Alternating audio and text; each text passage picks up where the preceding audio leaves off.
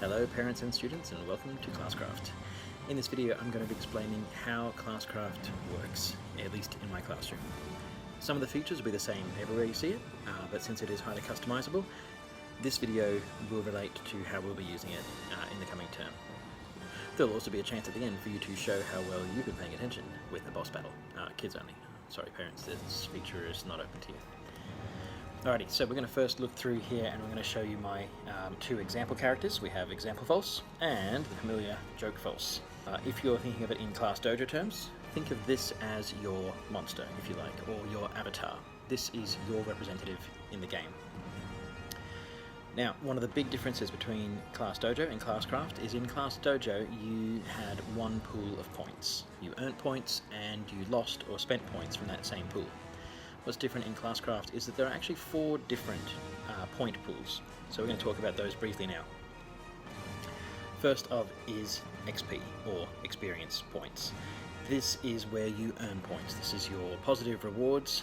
It's where you're going to get points for staying focused, borrowing books from the library, or even just having your answer ready for geography warm-up on time. Anywhere that you earn points, you'll earn XP. And then every time you get 200 XP points, then you'll level up, and there'll be more on that later, what that will mean for you. The important thing to remember is that you can never lose XP. So in Class Dojo you earned and lost from the same. Once you earn XP, you keep that XP. When you lose points for reminders, or a series of reminders, that comes out of your HP pool, or your health points. Some games refer to it as hit points. This might be whether something you're doing is disrupting the class, or getting somebody off focus, or you're not focusing yourself. Anything that would normally cost you dojo points will come out of your HP pool. Those are the two main things you will see. When you level up, so every 200 XP, you will earn GP, or gold pieces. These points are used to customize your character and unlock new designs.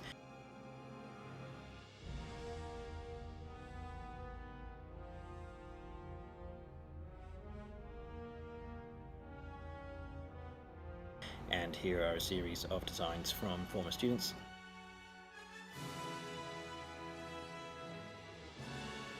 Whoops, not you maybe. So where does the teamwork part fit into it? Well, this is where AP comes in, or action points. You could also think of these as power points, if you like. Because like hit points, it starts with a full meter and gets used up when you spend points on special abilities. Let's zoom back out for a minute, because you might have different powers to the person next to you. There are 3 types of characters in Classcraft: warriors, healers, and mages. The first term we use Classcraft, we'll keep it simple. There's enough to learn already. We will be focusing just between warriors and healers.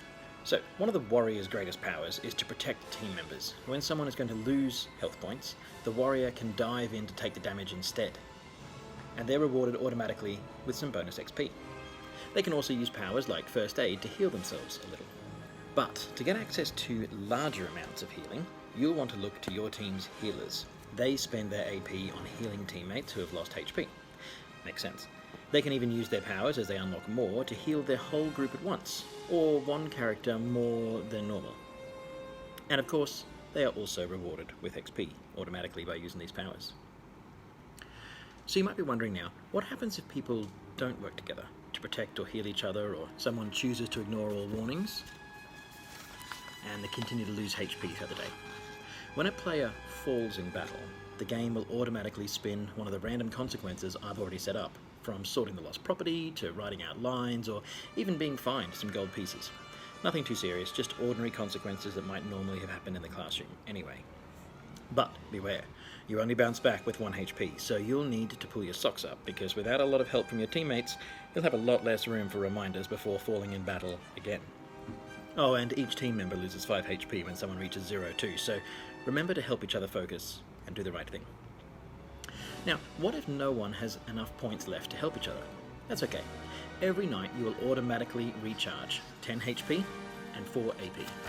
But what really sets Classcraft apart from everything else? Well, I have 2 answers: quests and boss battles. Quests are made by the teacher and can step the class through activities, lessons, or even assessment tasks. You'll see your progress on a map, and as you complete tasks, you'll see more of the map. Sometimes the choices you make will lead to different options. Think of it like a checklist you can always look back on, or a map of instructions that you can always refer back to as you go through the tasks. If you're not sure what to do, look back on the tasks and see the information there. Oh, and the best part is, at different checkpoints along the way, you'll even earn small amounts of XP or GP just for doing what you'd normally be doing in class. Boss battles are like trivia games, but leveled up big time. This is where teamwork will help you win in a battle of the mind. So in boss battles, your HP will be very important, and AP to help each other. Revision questions about what we've been learning will pop up, just like in Kahoot, but if you get it correct, you'll deal damage to the monster, but get it wrong, and it goes the other way. But don't worry, if you're really not sure, there are a few ways you can call on your team for help, and you'll do your first one of these today to see how you've gone with all this information about Classcraft so far. Ooh, one last thing before we go. Not everything will change. We'll still have the class behaviour chart for rewards, but it'll have a new look. Instead of earning dojo points by getting up to Superstar for the day, you'll earn gold pieces in Classcraft, rather than having to wait until you level up. Everything else will fall into place as we play through the term and continue to gamify the classroom. We're going to have a lot of fun along the way. Enjoy!